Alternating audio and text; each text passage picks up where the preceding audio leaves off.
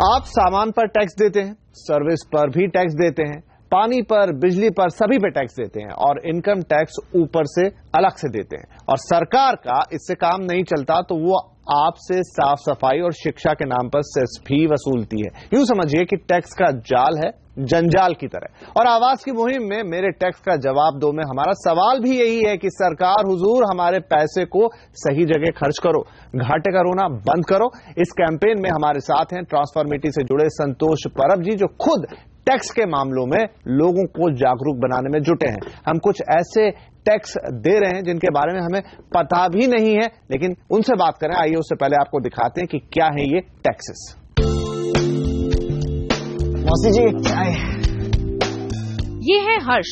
मुंबई में रहने वाले हर्ष की आंखें खुल रही हैं और वो ये जानकर हैरान है कि सरकार हमसे कितने तरह के टैक्स वसूल रही है। I was taking the bus today to college and for once, instead of checking my phone, I saw the bus ticket. देख लो यार, the truth is stranger than fiction. I saw that with ₹20 that I'm paying with the ticket, I'm also paying 15 paise additional tax. तो मजे की बात ये है that the Maharashtrian government is charging 15 paise extra surcharge or nourishment charge for what? The 1971 Indo-Pak War.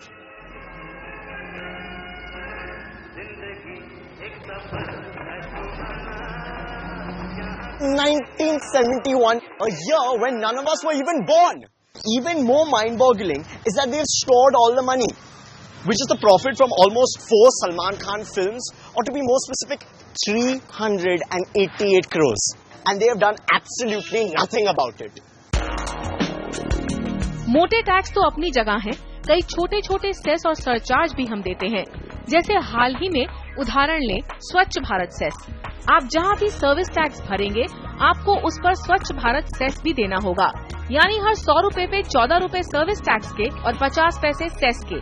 मजे की बात यह है कि इसके लिए अभी तक कोई अलग फंड भी नहीं बनाया गया है, इसलिए इसका इस्तेमाल कहाँ होगा ये साफ नहीं है। सरकार एक साल में 10,000 करोड़ रुपए का फंड जुटाना चाहती है। पूरे मिशन के लिए 62,000 करोड़ रुपए जुटाने का प्लान है। महात्मा गांधी की 150वीं जयंती पर 2019 तक 4,041 शहरों को साफ सुथरा बनाया जाएगा। बड़ा सवाल ये है कि क्या सरकार का काम लोगों को बुनियादी सुविधाएं देना नहीं है? उसके लिए हम पर एक्स्ट्रा टैक्स क्यों? नगर निगम और दूसरी स्थानीय संस्थाएं तो पहले से ही इस सब के लिए टैक्स वसूल रही हैं, तो फिर स्वच्छ भारत सेस क्यों? बिल्कुल, और यही सवाल हम उठा रहे हैं इस मंच पर लगातार कि सरकार पहले तो हमें गलत तरह से टैक्स कर रही है और फिर हमारे पैसे का इस्तेमाल भी ठीक से नहीं हो रहा है।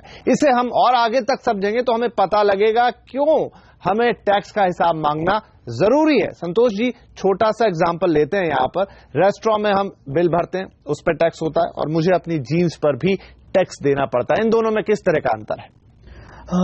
जो जीन्स के ऊपर टैक्स है वो है एक्साइज, यानी जो उत्पादन के ऊपर टैक्स लगता है। जो भी चीज आप बना रहे हैं उसके ऊपर जो टैक्स लगा वो एक्साइज हुआ। हाँ जी।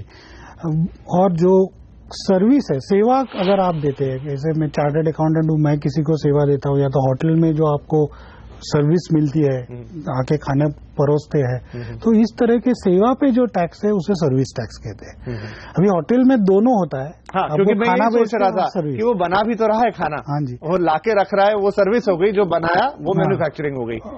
फूड जो बनाते हैं हम, उसके ऊपर फिलहाल एक्साइज नहीं है, पर बाकी जो उत्पादन है, जो भी बन रहा है, फैक्ट्री बन रहा है, तैयार लाके रख रहे हैं, उसके ऊपर एक्साइज ड्यूटी लगती है। और जब हम बेचते हैं तो उसके ऊपर और वैट भी लगता है। तो मैं थोड़ा सा डिफरेंशिएटर के लिए पूछ लूं कि ये तो खाना हो गया जो आपने होटल में खाया, लेकिन डब्बा बंद खाना अगर आपने खरीदा, क्योंकि वो तो पैक्ड फॉर्म में आपके पास आ रहा है फैक्ट्री से बन के, तो क्या वहां पर फिर सेल टैक्स आएगा? मैन्युफैक्चर ऑफ फूड अभी तक एग्जेम्प्ट है, पर उसके ऊपर वैट आएगा। उसके ऊपर वैट जरूर आएगा। दवाइयां जैसी जो बहुत मूलभूत चीजें हैं वो किस कैटेगरी में फॉल करेगी? क्या उन पे भी टैक्सेशन होता है? बिल्कुल, मेडिसिन पे भी टैक्सेशन है, दवाइयों पे टैक्सेशन है। ये मैन्युफैक्चर होता है तो एक्साइज ड्यूटी आती है। और अगर बम्बई भारत में नहीं मैन्युफैक्चर हो रहा है और अगर हम इंपोर्ट कर रहे हो तो उसके ऊपर कस्टम ड्यूटी आती है। बहुत तरफ से सरकार पैसा इकट्ठा करती है, लेकिन जो सबसे बड़ा सवाल हम उठाना चाहते हैं वो ये है कि हमारे इस पैसे का क्या सही इस्तेमाल होता है? कैसे सरकार फिर इसके आगे खर्च करती है इसे? बिल्कुल ट्रांसपेरेंसी नहीं है।